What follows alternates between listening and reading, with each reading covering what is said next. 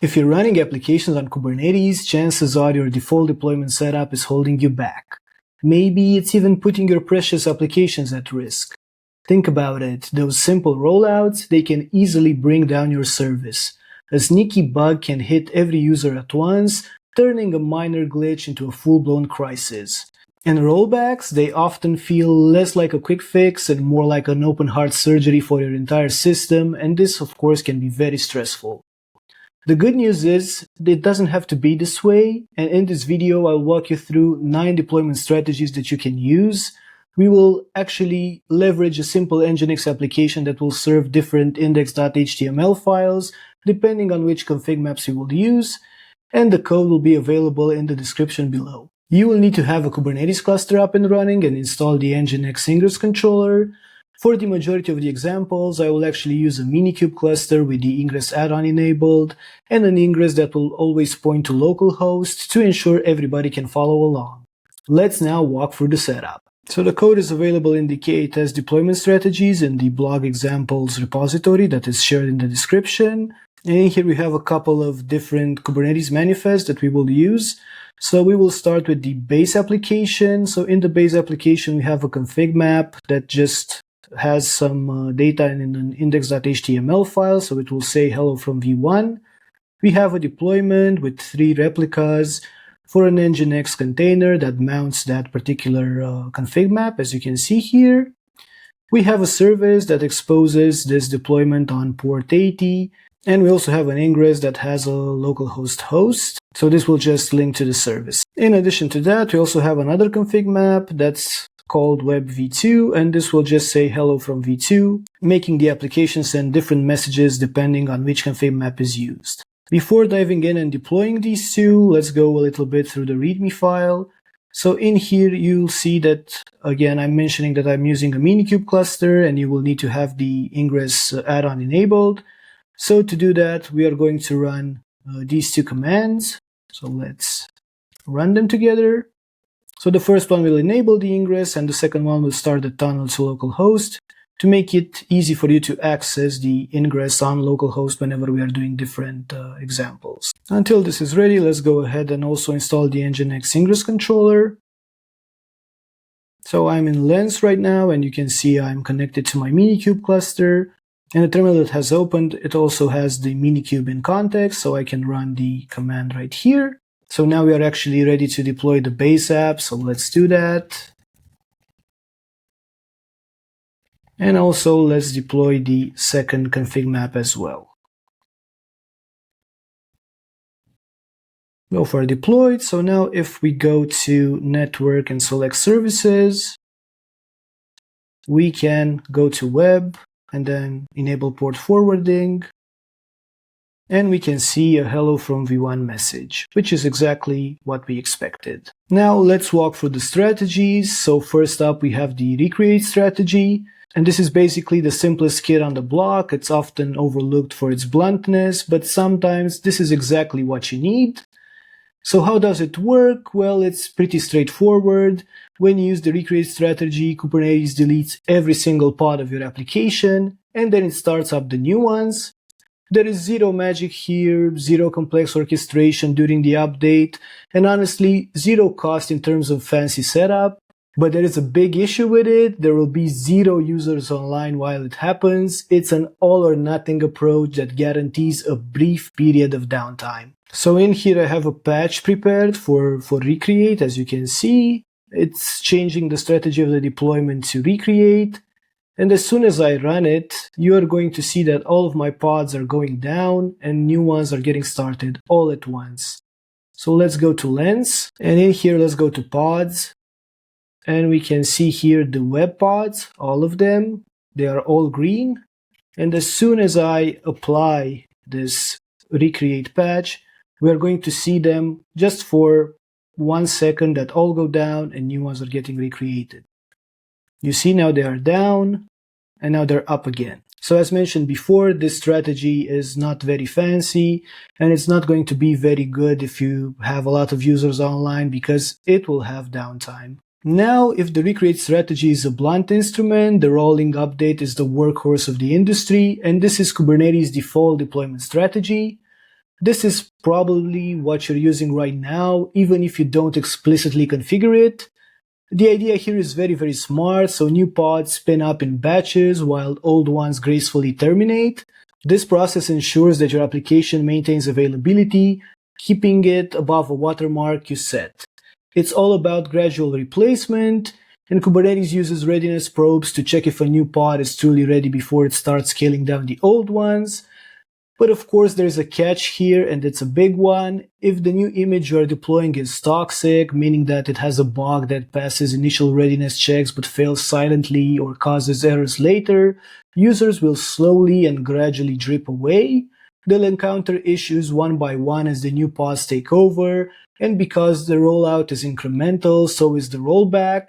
So it will take some time to fully revert to a stable version, impacting a growing percentage of your users during that period. So let's see it in action. As you can see, I've prepared another patch for the deployment.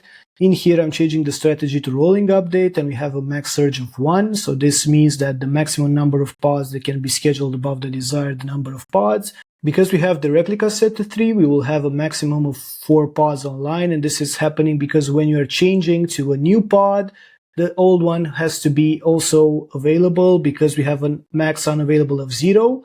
So during that brief period of time, you'll have 4 pods online and one will be terminated as soon as the new one is ready. So let's go back to Lens and see it in action because it's way easier this way. So you can see all the pods in here, and before applying the new patch, we will need to apply the base configuration again because we want to have the first version of the app on the pods because we need to switch to the new one. So now that the switch is done, we can actually apply the second patch, which will do the rolling update, and we will see the pods one by one getting terminated, the new ones getting created, and this is exactly what has happened. And you see that we had 4 for a brief second. So now if I go to network, again, services, select web, and let's do a forward again, we will see a hello from v2 message. Now, for those times when downtime is simply not an option and you need an instant cutover, we turn to the blue-green deployments. And this strategy is all about having 2 identical environments. The blue one is your current stable production version, and green is your brand new version. You deploy your new green stack, run all your smoke tests, integration tests, and performance benchmarks against it in isolation. And once you are confident it's solid, you don't gradually shift traffic. Instead, you instantly flip a router or service label, directing all incoming traffic from blue to green in one fell swoop. And the beauty of it is that this is an instant cutover to the new version, and perhaps even more importantly, an instant rollback if something goes wrong. If green isn't so green after all, you just flip the router back to blue, and your users are none the wiser. There are no pods restarts, no waiting for traffic to drain.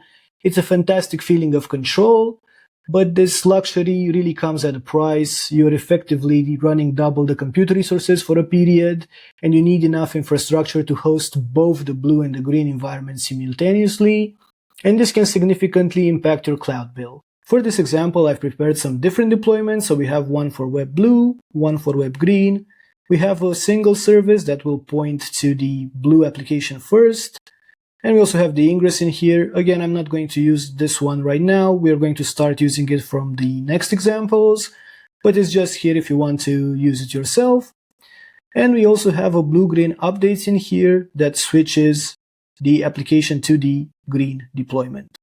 So let's go back to Lens and see it in action. So the first thing we will do is apply the blue-green. And we can see here the deployments getting ready.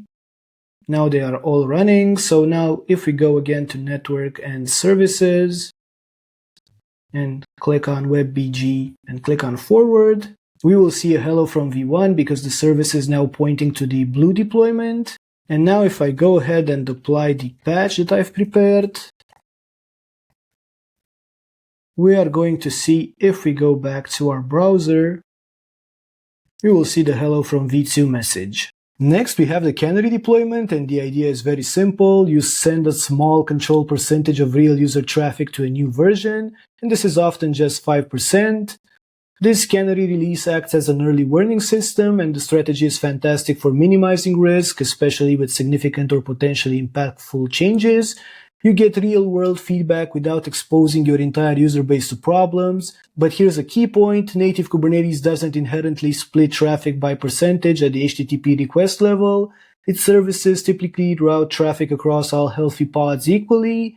So to achieve true Canary deployments, you'll need some help, and this usually means adding a service mesh like Istio or Linkerd, or an advanced Ingress controller like Nginx, which can route traffic based on rules, often using Canary weight annotations. So let's take a look at the Canary example that was prepared right here. So we have two config maps. Again, one web v1 and web v2, hello from v1 and web v1, and hello from v2 and web v2.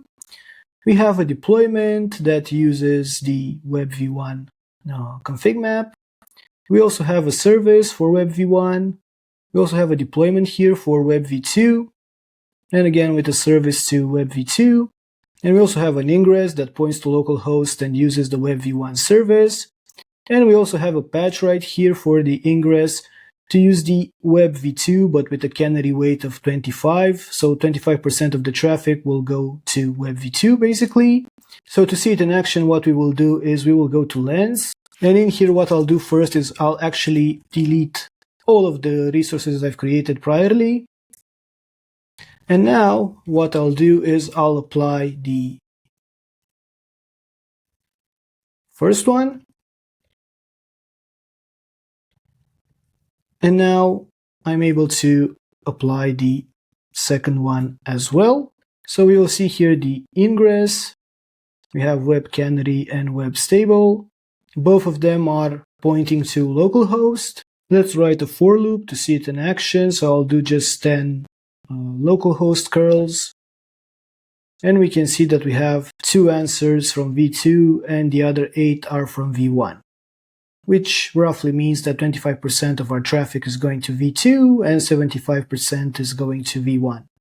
Well, it's of course 80-20 in this case, but it's exactly as expected. To achieve truly advanced deployment strategies like sophisticated Canary, blue-green, you actually need a tool like Argo Rollouts or Flagger. These tools are purpose-built controllers that extend Kubernetes capabilities, taking progressive delivery to the next level. They allow you to define complex deployment workflows in a declarative way, moving beyond the limitations of native deployment objects. Argo Rollouts, for instance, introduces a custom resource called Rollout that replaces the vanilla deployment. Within this rollout definition, you can declare steps for your deployment. You might say something like set traffic weight to 20%, pause for 5 minutes, and then run an analysis with the Prometheus query. If this analysis passes, the rollout automatically promotes to the next step, and if it fails, it triggers an automatic rollback. This allows you to implement automated, metric-driven promotion and rollback, taking the manual guesswork out of the equation. So let's see this one in action as well. So in here, I'm creating a namespace. Again, I'm doing 2 config maps. I'm creating a service for the web stable and one for web canary. I have the ingress that points to localhost. And in here, you see I don't have any deployments basically, but I have this rollout, which is actually our deployment in this case. And in this rollout, I have this strategy where I have the stable service web stable, the canary service web canary. And what I'm doing here, I'm setting some weights, pausing, setting weights again, pausing, and then setting weights again. So what happens is actually in the beginning, when we run this, 10% of our traffic will go to web canary and 90% to web stable. Then 50% of our traffic will go to Canary and 50% to stable, and in the end, all of our traffic will go to Web Canary. So in order to test this out, what we'll have to do is we will need to first create a namespace for Argo Rollouts and also install it. So I'll just copy this and go to Lens. You'll need to wait a couple of seconds for everything to be up and running. So now that everything is up and running with the Argo Rollouts, what we can do is actually apply our Argo Rollout. And we can see that the resources are getting created. And if we go to ingresses, we are going to see that we have both ingresses up and running. Right now, if I curl localhost, I'm getting a hello from v1, which is absolutely normal. In Lens, you can also see the custom resources in here. So if I go to definitions, Argo project, and then select rollout, we can see the rollout right here, and we can see all the details. So it created the Canary Ingress in here, and it has its traffic weight updated to 0, and this is perfectly normal because we haven't started the rollout per se. So in order to start the rollout, we can actually use a patch command that's available in the README. So to do that, I'll just copy this command, go to the terminal, paste it, and we can see the rollout is patched. And if we go here, we can see that rollout step 1 out of 5 is completed. The weight is set to 10. So right now, if I do the for loop again and curl localhost, we're going to see one answer from hello from v2. And if we wait for a couple of more minutes, we're going to see how the traffic shifts. So let me get back to you when another minute passes. Another minute has passed, so you can see the rollout step 2 out of 5 is completed, and the traffic weight is updated from 10 to 50. So now if I do the for loop again, we should see half of the responses coming from v2.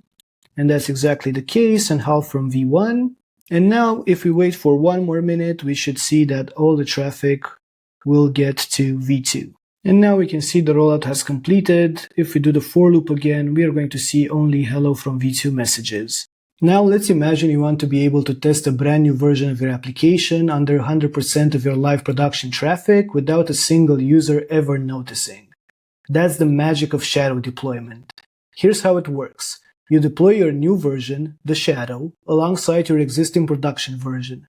Then using a service mesh or an Ingress controller, you mirror all incoming live traffic to both versions simultaneously. The key is that the responses from the shadow version are completely ignored. They're literally just dropped on the floor. Your users only ever interact with and receive responses from the stable production version, and this means users will never notice the shadow deployment, but you, as the engineer, will collect invaluable production-grade data. You can observe the new version's latency, memory consumption, CPU usage, error rates on the real-world load, and with real-world data patterns. It's an unparalleled way to do performance testing, regression testing, and validate the stability of significant changes before they ever go live. Let's see how this looks like. So now we have a deployment, a web stable deployment, a service for web stable, a deployment for web shadow, a service for web shadow, and again we have an ingress. And in the ingress right now, we have a mirror target that sends the traffic to the web shadow. We have the mirror host localhost, and the mirror percentage is 100%. So 100% of the traffic will go to the mirror as well. The ingress will be again on localhost. And of course, the service will be web stable in this case. So now let's deploy this one as well. We can see everything getting created here.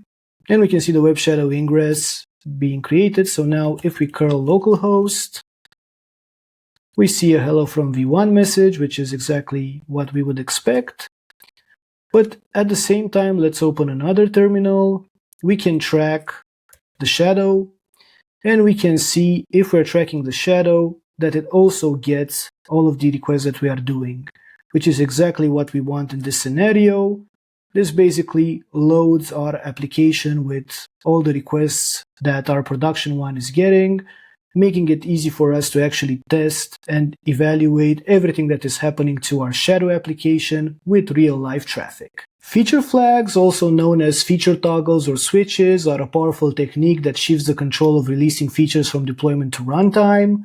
Instead of deploying a new version of your application every time you want to turn a feature on or off, you hide new code behind the toggle with the same container. This means you can actually deploy your application artifact once and then enable or disable specific features dynamically. You might turn a flag on for 5 internal testers first, then gradually roll it out to 1% of your users, then 10%, and eventually everyone. The biggest upside, rollback is literally a button click or a simple configuration change with no need for a new deployment or application restart. This decouples deployment from release, allowing you to deploy code to production constantly, and this actually reduces the deployment risk overall, while giving you control when a feature is actually exposed to your users. Let's take a look at this one as well. So in here I have two ingresses, one for our stable version and one for the Canary one. And you can see here I have a Canary by header X flag on with a Canary weight of 0. So this means that none of our traffic will go here if the header is not on.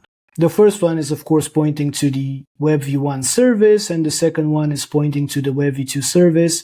So let's go into Lens and deploy it and of course see it in action. So now let's apply the feature flag, and we can see that two ingresses were created. And if I curl localhost, we will get a response from v1. But if I curl it with the X flag on, we will see a response from v2, which is exactly what we would expect when we are using feature flags. A/B testing is often grouped with Canary deployments, and they share some similarities, but their core purpose and mechanism is basically different. While Canary deployments are primarily about risk mitigation and gradual rollouts to a random percentage of users, A/B testing is driven by user properties and focused on experimentation to achieve specific business outcomes. In A/B testing, you are not just sending a random 5% of your traffic to a new version. Instead, you are routing specific segments of your users. Maybe you send all of your iOS users to version B and Android users to version A, or perhaps paid accounts get the new UI while free users stick with the old. You could even route based on geographic location, language, or even specific cookie value. The ultimate goal of A/B testing isn't just availability, it's also conversion. You are trying to answer questions like, does this new button color lead to more clicks? Does this redesigned checkout flow increase purchases? Does this new algorithm improve user engagement, for example? You're always looking for data-driven insights to make product decisions, basically. So you'll notice this is pretty similar to the feature flag in this example. So in here, again, I have a Canary by header in the second ingress with X group being test. And again, no, there is no weighted spillover when this header isn't present, so everything will go to the Web AB stable first, and only then it will go to Web AB Canary when this header is actually present. So I'm back in Lens, let's apply this AB example. So you can see we have both of them here. If I curl localhost, I'll get the response from v1. But if I curl it with the header on, we are going to see hello from v2, exactly as we would expect. Last but not least, we have the RAM Slow Rollout, which is a highly cautious, almost manual version of a rolling update. It's the strategy you reach for when you really don't want to mess things up, or when you need human eyes on every step of a critical change. Instead of automatically progressing through batches, you bump only one pod with the new version, pause the rollout, perform manual validation, and then if everything is looking good, you repeat the process. This is perfect for those high-stakes Friday afternoons when you absolutely need to ship something, but want to minimize any chance of getting paged over the weekend. The beauty of this is that it's built right into Kubernetes. You use kubectl rollout pause for your deployment to hold the update after a new pod comes online. Then you can poke around, check logs, run manual smoke tests, or even do some quick integration tests against that single new pod. Once you're satisfied, you can issue a kubectl rollout resume to let the next pod roll out. For this one I haven't prepared any example, but it's pretty self-explanatory. You do a patch, then you do a rollout pause, and as soon as you're happy with all the checks that you do a rollout resume, and you can also do a status to see what is actually happening with all the pods that you are modifying. And there you have it, 9 powerful strategies, each offering a unique balance between speed and safety. These are the levers the pros use to navigate the complex world of Kubernetes deployments. And to recap, you should use Recreate for simple, non-critical updates or development environments, especially when your app cannot tolerate multiple versions. Rolling Update is your everyday workhorse. It's great for most applications, but always pair it with robust readiness probes and HPA. In Blue-Green, you get instant cutovers and rollbacks. It's perfect for critical systems where zero-downtime is paramount. But you should be mindful of the resource cost and the database challenges. In Canary, you actually control risk by gradually exposing new code to a small segment of users, letting you detect issues early and roll back quickly. A/B testing is for data-driven experimentation, routing users based on properties to optimize business outcomes. Shadow deployment lets you test new versions under full protection load without user impact, but remember it's only useful for idempotent requests. In feature flags, you decouple deployment from release, offering incredible flexibility and instant rollback at the application level. With ramped slow rollout, you get meticulous step-by-step control for high-stake changes, only by leveraging native kubectl commands. And finally, Argo Rollouts elevates your game, automating complex progressive delivery strategies and metric-driven analysis. Ultimately, the key is to match the strategy to the blast radius you can afford. Wire in comprehensive observability, monitoring, logging, and alerting so you always know what's happening. And if you do that, you'll be deploying with confidence, minimizing risks, and sleeping like the pros. And that's it for this video. If you liked it, don't forget to like, subscribe, and ring the bell to get notified when new videos come up. I'm Flavius. See you the next time.